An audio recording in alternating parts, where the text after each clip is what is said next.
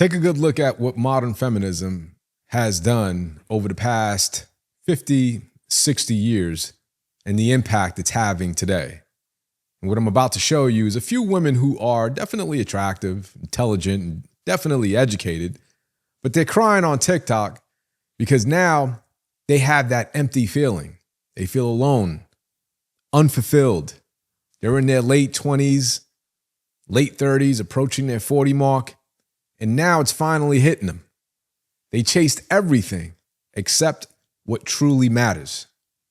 So take a good look at these three ladies here, and let's look at what they have to say. So I'm 31. Actually, I'm 30. I'm going to be 31 in 2 weeks, but almost there anyways. And I'm still single and never been married, no kids.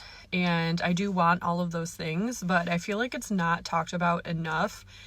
Kind of like the weird period when you're in your late 20s, early 30s, and pretty much everyone you know is married with kids, and they're pretty much like settled in life, or so it seems, and you just feel like you are completely at a different stage. And it's like you want those things, but I also don't want to settle, and I don't want to just find the first person that's like willing to get married and have kids just to say that I did that. I'm wanting to wait and, wait for the person that can give me what I need and what. See, and that's part of the problem, right? You keep putting off men because you think that there's always going to be someone better. All right, let's take a look at the next one. I've been reconnecting with a few people lately, and they've been asking me why I ended my relationship of 4 years. And I've had to explain to them that it was because I wasn't getting enough affection, and my ex was not able to provide me with my love language. And for some reason, that seems really difficult to grasp, especially when they ask and I tell them that my love language is physical affection and everything that comes with it, including being intimate, but also just, giving kisses and hugs and constantly just, showing me that I'm loved. And let's move on to the next one before I give my commentary. I'm turning 40 this year and everything is just hitting me right now. It's like not where I wanted to be. I haven't succeeded at anything. God, have I even tried? Like, I don't even know anymore. I don't know how to do anything. I don't know how to cope with anything. And I don't know how to, I did this whole growing thing wrong. Like I'm supposed to be an adult. I'm supposed to be able to handle these things, and I can't handle anything. And I literally am just realizing, like, it's been 40 years of this, and like. It's been 40 years of you putting it off. Quality men. You've been putting it off. Why? Because maybe they weren't there yet, right? They weren't there yet. They didn't have, I guess, maybe they were still in school. Maybe they were early in their career, not making enough money. Whatever the case is, you put it off, right?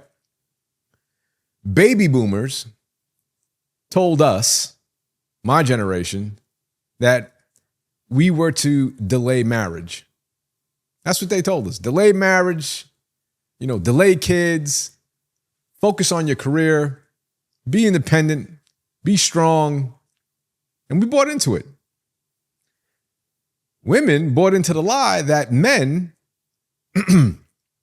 especially marriage, would hold them back. Now there they are. This is the result.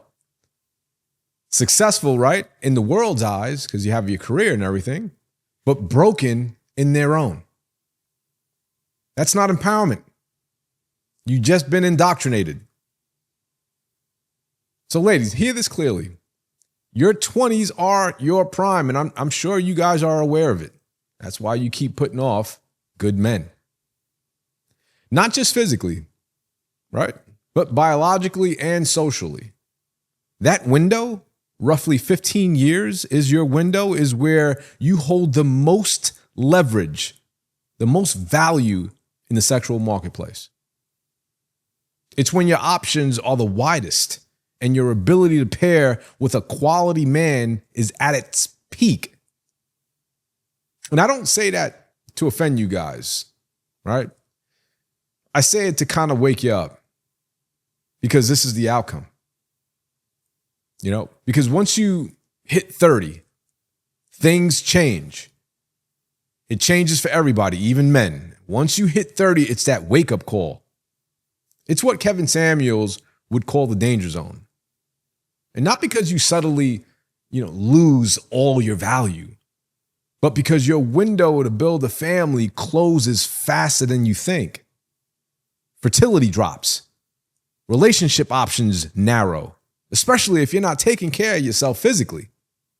And if you already had a child out of wedlock, now you're just dating. You're not just dating. Now you're auditioning men to be a father to someone else's child. That's not the same game anymore. We're talking a different lane. Meanwhile, that man you overlooked at 26, he's 35 now. He's still in shape, financially stable, emotionally secure, or independent, intelligent, as you guys say today. And now he's looking for someone 10 years younger who didn't waste his youth, or who didn't waste her youth, rather, finding herself on girls' trips and brunches. Marriage and motherhood are not punishments. They're purpose. And the reason so many women feel lost is because they delayed the very things that give life deep meaning: love, legacy, and a family of your own. However, feminism told you that building someone else's empire was slavery. But now you're building one for a corporation that will replace you the second you're not useful. Feminism told you men were the problem. But now you want one at the age of 40, 45, and can't find one who wants you back. That's the problem. That's not oppression.